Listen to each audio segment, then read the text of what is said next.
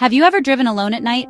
I mean, really alone. The kind of alone where the road stretches out like a long black ribbon. The world outside your car disappears. There are no other lights, no other sounds. Just the hum of your engine, the beat of your own heart. It feels like you are the only person left in the world. But are you? The darkness can play tricks on your eyes, make you see things that are not there. Or maybe it shows you things that are always there. You can only see them when the sun is gone. These stories are about those moments. The road at night is a different place. It is not the same road you drive during the day. Familiar turns become strange. Friendly signs look like warnings. A small old voice whispers, "Lock your doors, drive faster, do not stop." They say these stories are true. Maybe urban legends, but they feel like they could happen to you. Tonight, on your next drive home, just be sure to check your rearview mirror first. Our first story begins on a desolate stretch of highway, with a young woman named Clara behind the wheel. She was driving home for the holidays, a familiar 6-hour journey she'd made a dozen times. To beat the notorious city traffic, she'd left late, hoping for an easy, uneventful drive under the stars. But the open road has its own kind of emptiness, a heavy silence that can feel more crowded than any traffic jam.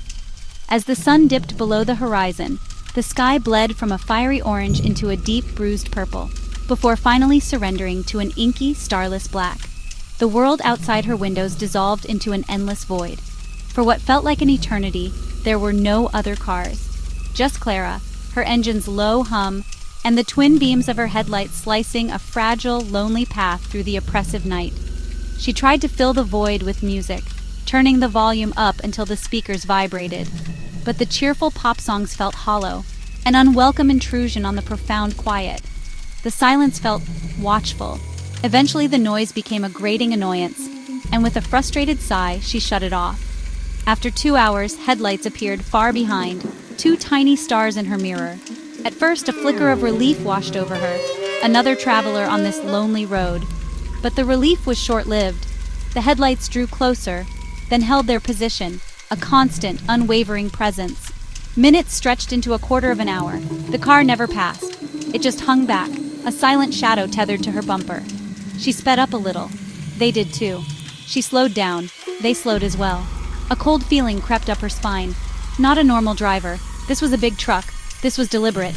Panicked, she grabbed her phone. No signal, no help, no escape. Headlights grew closer.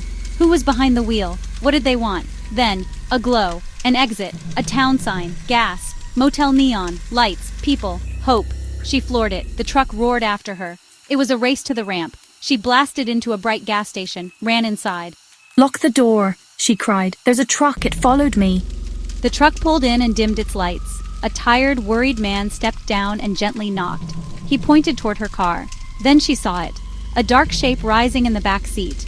"Ma'am, I've been following you for 20 miles. Every time he sat up, I flashed my high beams to make him get back down." Our next story is about Tom, a long-haul truck driver. For him, the road wasn't just a job, it was home, and the cab of his 18-wheeler was his sanctuary.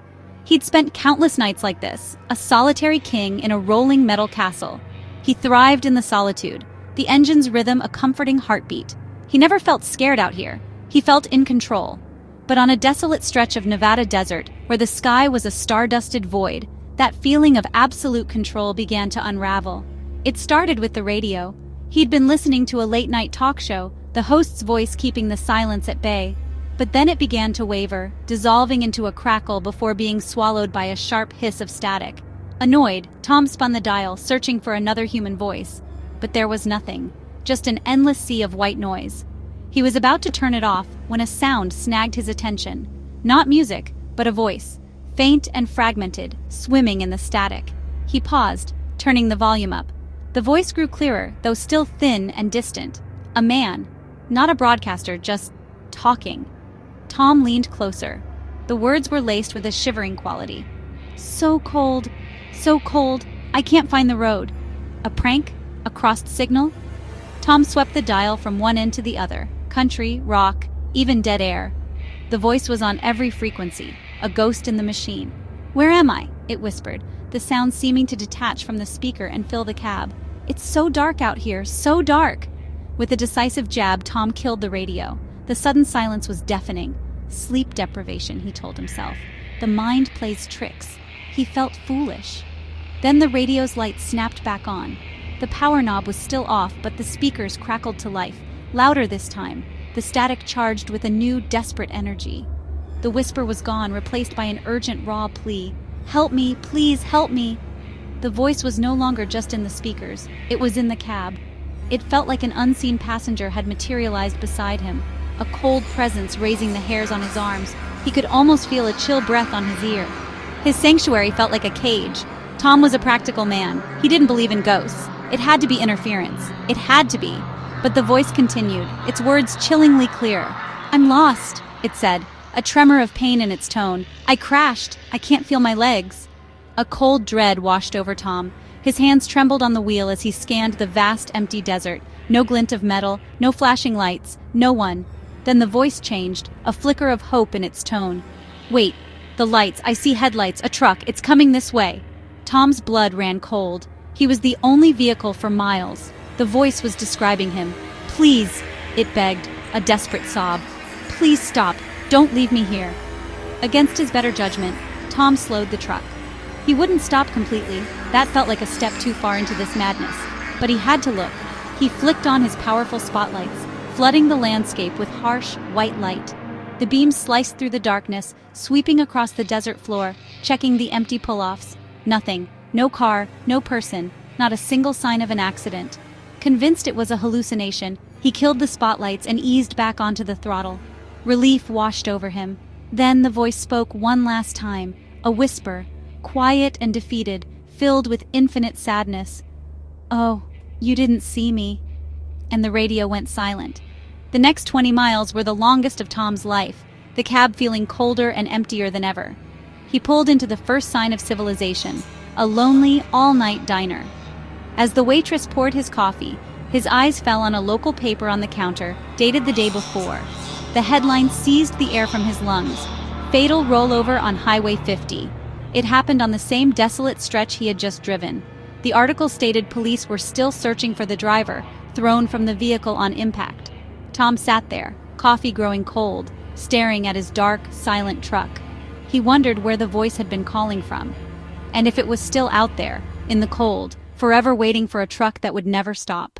Our final story is about a family returning from a long trip. Mark at the wheel, his wife Sarah dozing, and their 2 children asleep in the back. They were on a 2-lane road cutting through a thick forest, miles from any town. With no streetlights, their high beams carved the only path through an oppressive, tunnel-like darkness. Around midnight, a pair of headlights bloomed in the rearview mirror. At first, it was a small comfort, a silent confirmation they weren't entirely alone on this desolate road. But after 10 minutes, the comfort curdled into unease. They passed forks and turnoffs, but the car behind them took none. It just followed, a persistent shadow. Mark knew a major intersection was ahead. This was the test. He turned right toward town. The other car would surely go straight. But it didn't. It slowed with him. It signaled, and it turned right behind him, following them onto an even darker road. A fierce, protective instinct took over. He tried a pointless loop road, a circle that led nowhere. The car followed without hesitation. The feeling was undeniable. They were being hunted. Mark pushed the accelerator, taking sharp turns, but the lights clung to his bumper with unnerving precision. The driver was skilled, determined. Finally, he saw his street. Out of options, he made the choice he dreaded, leading the threat home. He swerved into his driveway and slammed into park, ready to call the police, when the car just drove right past. No slowing, no glance. It simply continued down the street, turned the corner, and vanished into the night. Mark sat stunned, his heart hammering his ribs. The silence was deafening. Had he imagined the whole thing? Then he looked forward and his blood ran cold. The car he had been following, the one he'd barely noticed, was driving completely dark. It had an immaculately polished, mirror-like chrome bumper. The blinding lights that had been tailgating him, mirroring his every move, were his own, reflected back at him the entire time. The car behind him never existed.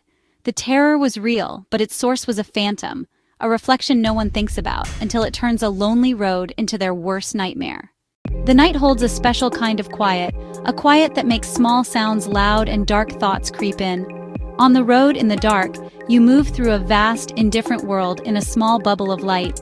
These stories remind us how fragile that bubble is, how thin the line is between a drive and a nightmare, a reflection you don't understand, a voice you shouldn't hear, a misunderstanding that almost costs everything. Clara was saved by the one she feared. Tom heard a voice no radio could carry. Mark was terrorized by a follower that wasn't there. They linger, make you question shadows, listen closer to static, and stare a little longer into the rear view. So next time you're on a dark, empty road and headlights appear behind you, will you feel relief or a shiver of dread? Drive safe and try not to look back.